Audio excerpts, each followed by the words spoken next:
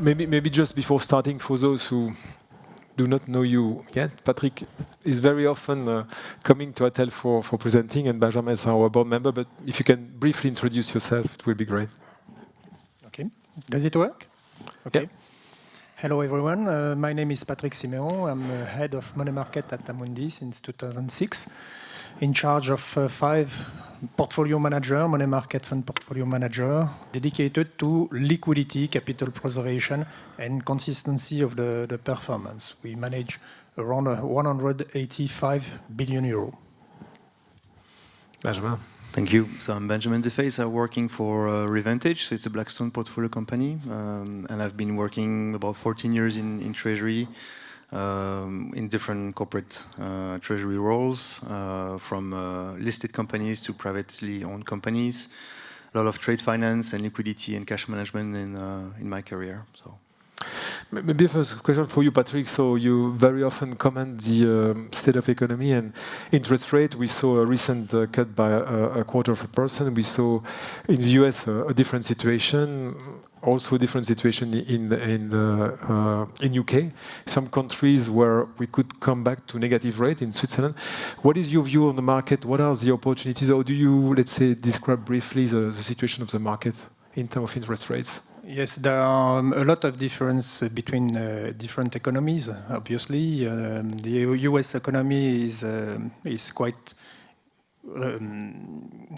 surviving to the new elements we have and to the volatility.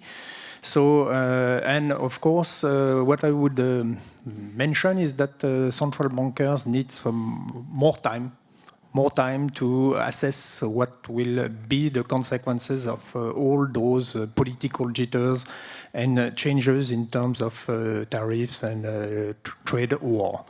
So definitely, central bankers remain data dependent. And obviously, if the economies will suffer, particularly in the EU, it is still too soon to assess what will be the real consequences. In Europe, we have seen a good momentum in terms of inflationary pressures, which led the ECB to cut its official rates 8 times, 7 in a row, to bring back the rates to 2%, probably close to its very low bound, as mentioned by Mrs. Lagarde, who stated that 1.75% could be the neutral rate and the floor to the funds, to the level of rates. In the US, it's very, very difficult to assess. Mr. Powell is under pressure. A huge pressure to adjust its rates, but inflation there is still quite a problem. The economy is still doing well, of course. So Mr. Powell is hesitating to adjust its rates to the downside. Probably in September, we should see 25 basis points cuts. But for the end of the year, we need time to assess the real situation.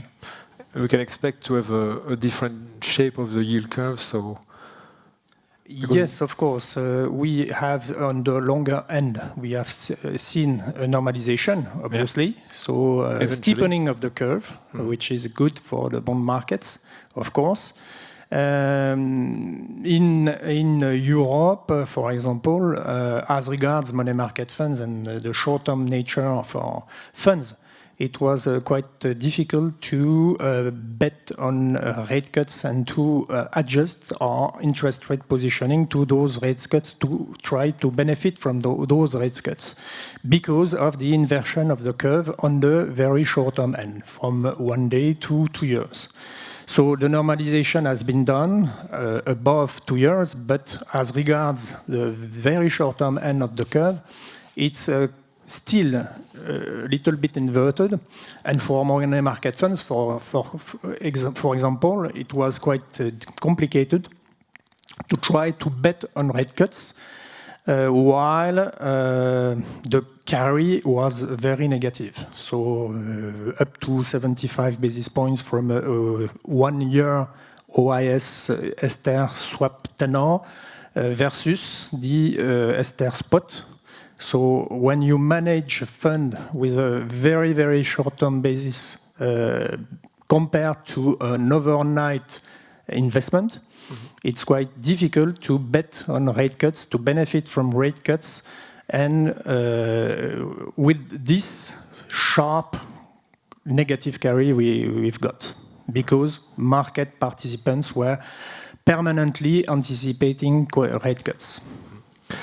Question for you, Benjamin. So what are you doing as a corporate? So I guess that you have a lot of excess cash with different, let's say, maybe horizon.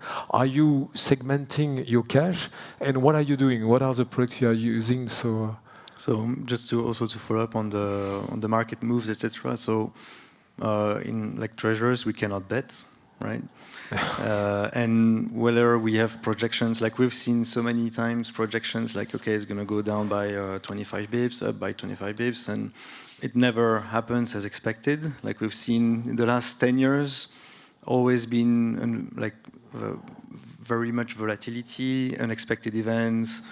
After COVID, we had a huge market downturn. Then we started to have the hikes that were very with a steady curve, and then now going back downwards. So in the end, it just shows again that we need to be agile, and we've said it. I think in every conference we market it. We say we need to be agile, we need to be adaptive, and so in the end, it's not only the instrument that we use, so the short-term investment product. Where it is money market funds or a banking product or others. But it's most importantly for treasurers to have the right structure internally. You cannot wait for the market to go up to have the call from your CFO asking you, what are you doing with the cash? Where is the cash? And that's going back to fundamentals to me as well. It's very difficult sometimes to know where is the cash because we don't have the right connectivity, we don't have the right banking strategy, we don't have a centralized or a central repository of the balances. So we lack this agility sometimes. So knowing where is the cash and then what you do with it. So what we do, and I see many corporates here do the same, is thinking long term and not waiting for the market to move, because it will move up and down, whatever, but to have this flexibility when it comes. It goes down, what do you do now? Are you able to do maybe some debt repayment programs instead of going straight into external products?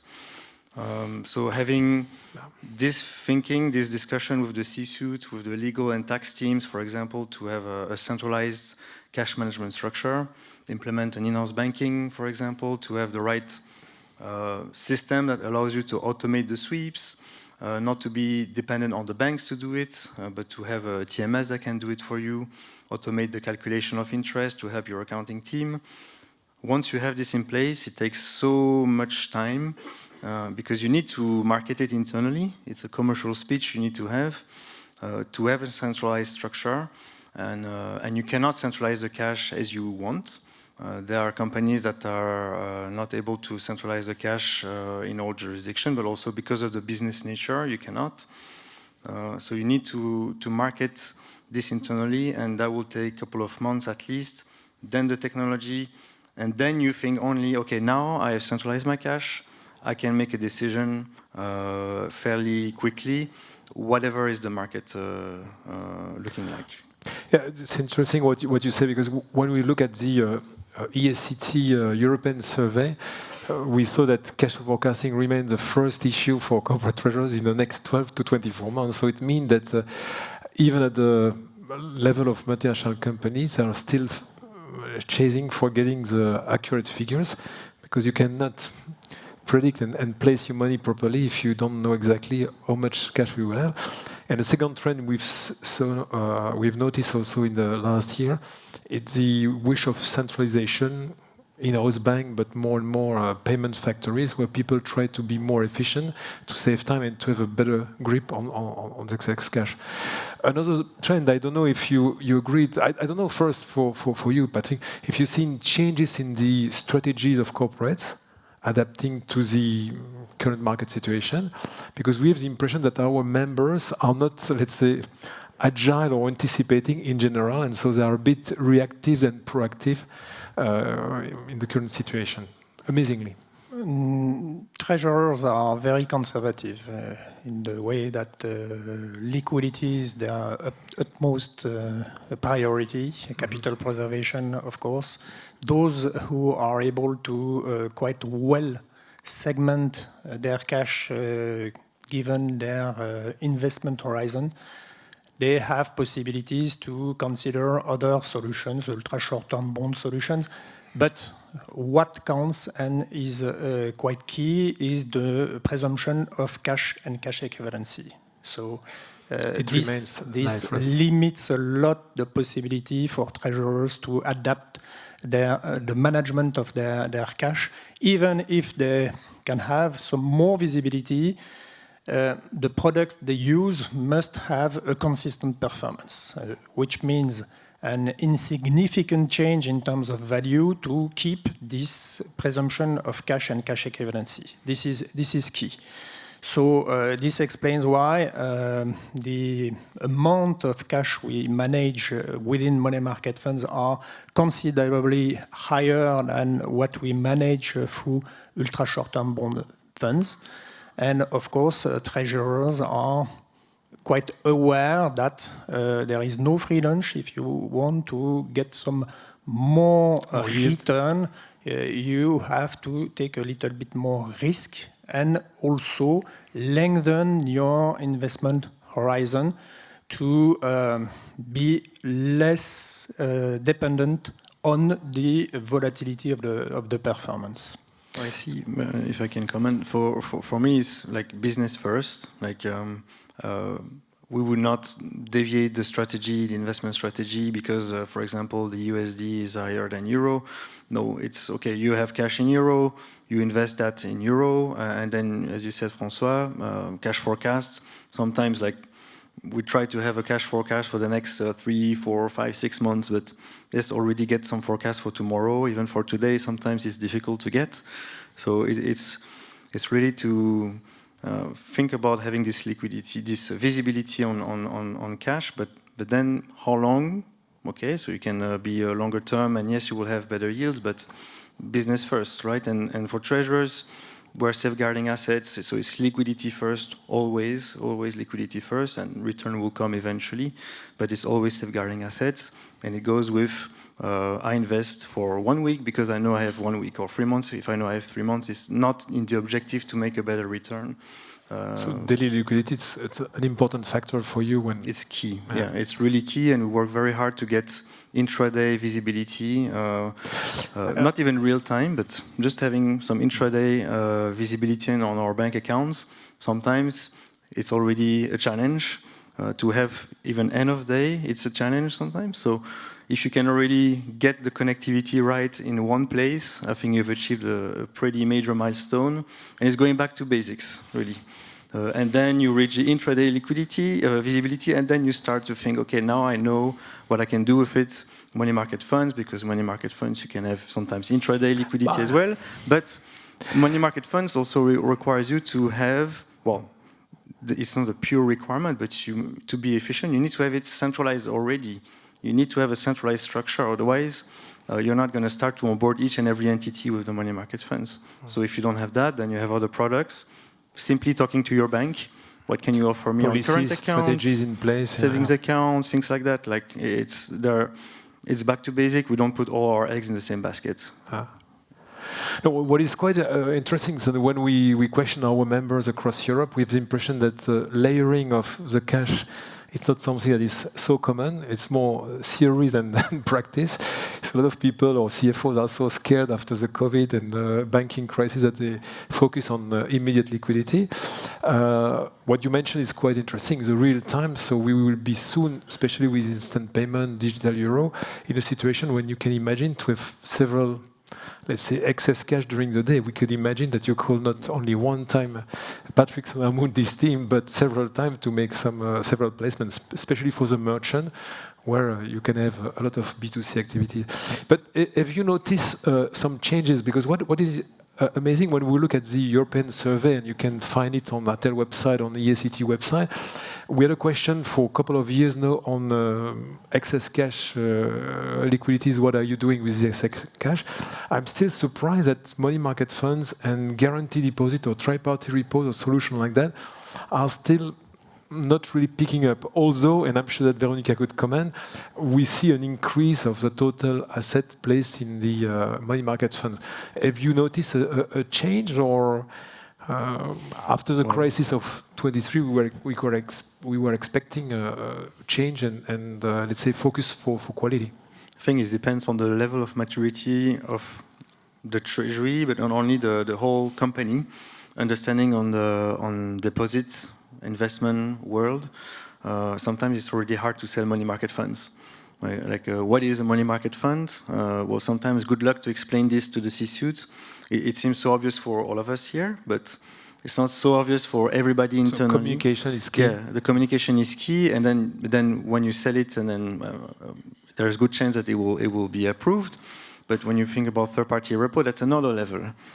And what we've seen in general is that there is more complexity, if I may say, on third-party repo, with little additional benefit compared to money market funds, where money market funds is quite straightforward. You even have many platforms that are multi-fund, so easy to manage. You can integrate in TMS sometimes. So, but when it comes to third-party repo, for the very small additional benefit you get, it's really difficult to market this internally, because you need also to have a treasury team that has more advanced knowledge. You need to follow a bit more the investment than what you would do in money market funds. So, but could we say, just to find the element to convince the C-level, the C-suite of the benefit of investing in money market fund, could we say, Patrick, that you are in the market, so you see earlier what are the signals? So because we know that in a weekend some banks could suddenly disappear or be absorbed by another one,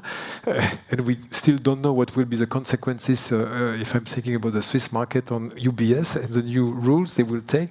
But at the end of the day, I think it's quite important to see, okay, in this context, what are we doing, and why investing in money market funds? So what are the pros and cons for companies like you, or I guess Patrick will be in favor because he's promoting his fund. But if I can say a word on that. So for me, like if you compare money market funds with other, let's say, bank products, for me the bank product will be easier to implement. Like they are almost turnkey products that you need, of course, to negotiate with your bank, but you can negotiate with your bank and you are able to get something fairly quickly. Now, money market funds, what I've seen is the big advantage, especially in the market moves we see all the time, is the fact that they play with the maturity of the investments. Whereas you see banks will be much more reactive, and sometimes not. Money market funds will be able to keep a good rate when the market goes down, and vice versa. When it goes up, then they're able to get on shorter term investment, underlying investment, so the treasurer can more quickly benefit from the market trend. When banks, sometimes it's difficult to get them to adjust quickly. But money market funds also takes. You need to have this centralized structure. I mean, it's a must in my view, and you don't necessarily need this with your bank if you go with current account, savings account, and other products from your bank, where your current account can start to generate interest. And you can be an interim solution until you go to a money market fund, for example. Depending on the size of the excess cash, because sooner or later you can reach the limits per counterparty. So. Yes, a key element I would like to focus on is diversification. Okay. We organize diversification in both sides in terms of assets, through in sectors, countries, instruments, of course, ratings, but also in terms of liabilities. We have a wide range of customers from different horizons, from different sectors, with different cash patterns. All this gives you some diversification and allows us, of course, to lengthen investment maturities. But diversification is key. The commitment you have with your asset manager is quite low. The products are very flexible. You can invest in money market funds and redeem and not come back for many months. The commitment with the management company is very low. You have different risk profiles within the money market. You have funds. different risk profiles, while with your bank, your commitment can be quite stronger on a longer run. Money market funds are very, very flexible, and you can use them bank very relationship extensively. element to be considered, because not all of our bankers have money market funds. But when it comes to the concentration, assuming that you have a lot of excess cash, so you decide to diversify to have different money market funds, how do you manage the risk of having an accumulation of similar exposures? Because I guess a lot of funds, if we look at it carefully, are invested in the same underlying products. Are you controlling that? So for me, we're always looking at those products, so money market funds, savings, etc. But as I said, we need to think back also and think about other products that are maybe more interesting for the company and can increase the relationship you have with suppliers. For example, is having a good AP process where you can pay your suppliers earlier. If you have if you have excess cash and you're able to, you do supplier discounting.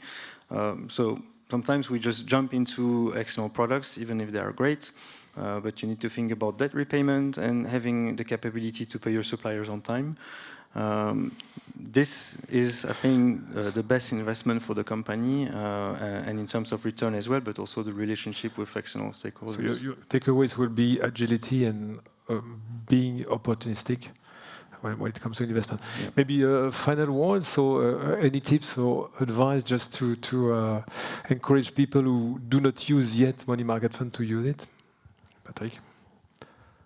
Diversification, flexibility, immediate liquidity, and of course, the tremendous work done in terms of credit risk analysis, because the main risk when investing in the market is the credit risk. Interest rate risk is quite easy to manage through plain vanilla derivatives to mitigate the interest rate risk.